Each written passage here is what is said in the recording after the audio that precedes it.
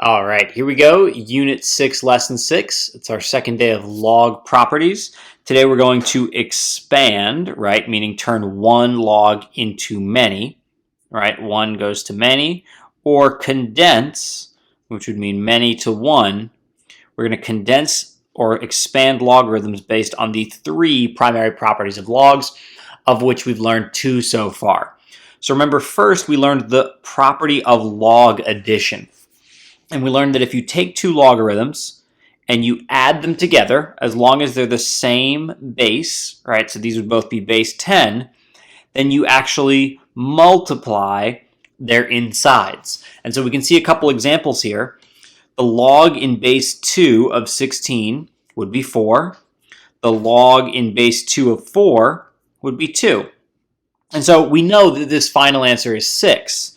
And if we wanted to condense this to a single log, right, so we need whatever is in here needs to be the power of 2, right, the 2 to the 6th power. And this ends up being 64 here, because 2 to the 6th power is 64. 16 times 4 gives us 64 there. And we can expand that to any number of variable expressions. So if we had the log in base 5 of a times the log in base 5 of 3a plus 1, we would distribute that a. This is the log in base 5 of 3a squared plus a. So we do the numerical examples first just to kind of show why this works, and then we can do it with anything. Same idea here, but with subtraction. If you're subtracting two logs, we divide their insides to condense them into one. So the log of 1,000, remember this means 10 here if there's nothing there. The log of 1,000 is 3 because 10 to the third is 1,000. The log of 10 is 1 because 10 to the first is 1.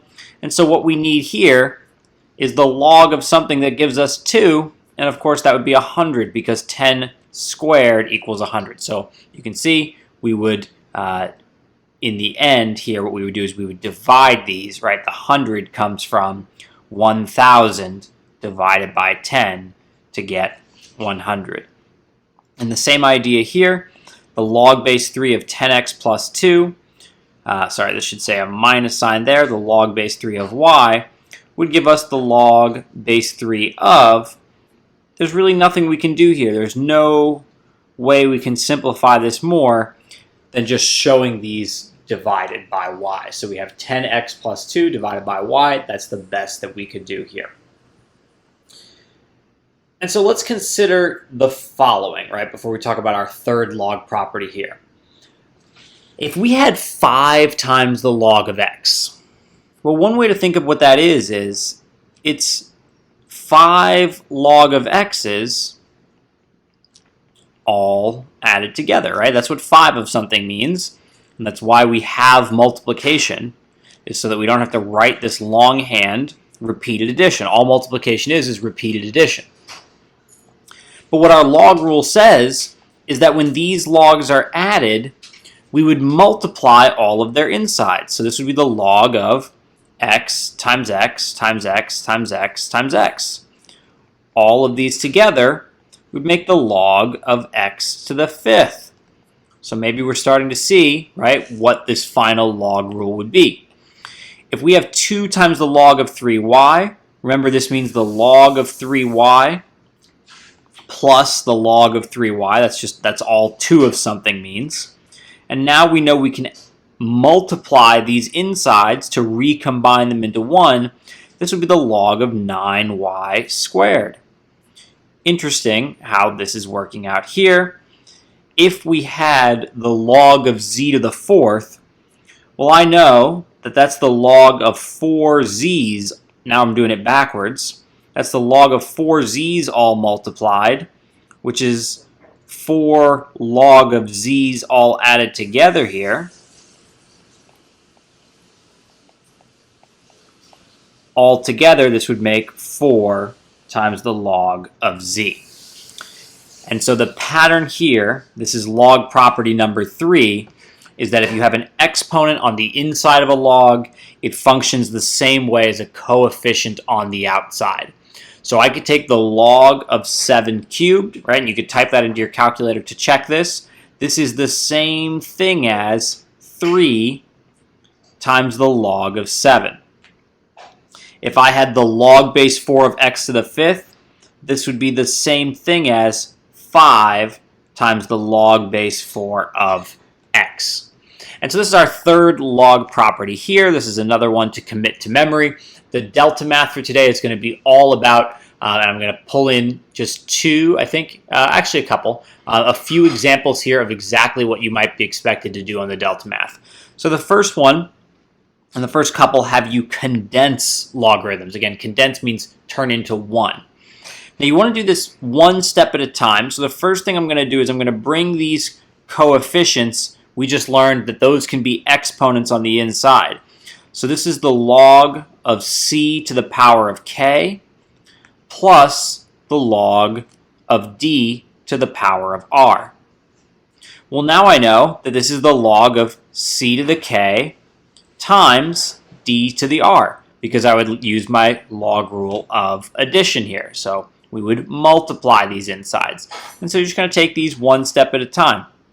If we had 3 times the log base b of 3, I know that's the log base b of 3 cubed minus the log base b of 3. Now we've got actual numbers here to work with. So we've got the log base b of 3 cubed is 27 minus the log base b of 3. Well, now I can use my division rule. This is the log base b of 27 over 3 to get the log base b of 9. And delta math's really nice. They build that in for you so you don't have to worry about that there. And so it's just a matter of going through these rules one at a time, right? Like first I used exponents, then I used multiplication. First I used exponents, then I kind of turned 3 to the third into 27, and then I used division. If we had the log of x squared over y, these next sets of problems will ask you to expand the logarithm. So the first thing I would turn this into, I see that division there, is the log of x squared minus the log of y. And when they say expand here, they also mean take those exponents out front. So we would have final answer 2 times the log of x minus the log of y on that one. Then we've got like one or two more quick examples here. Again, pause this video anytime this is moving along too fast here. If we were to expand this fully, this would be the log of x to the third plus the log of y squared. And then these exponents would come out front. So we would have 3 times the log of x plus 2 times the log of y. And then finally, looks like the last one here for today. Just be careful here. The log of 3x squared. This one is tricky. Remember, this square does not apply to the 3. So you actually have to separate these first. This is the log of 3 plus the log of x squared, which you could then turn into the log of 3 plus 2 times the log of x. And so just remember here, right, we're using our 3 log rules. We're using them all together to expand or contract these logarithms.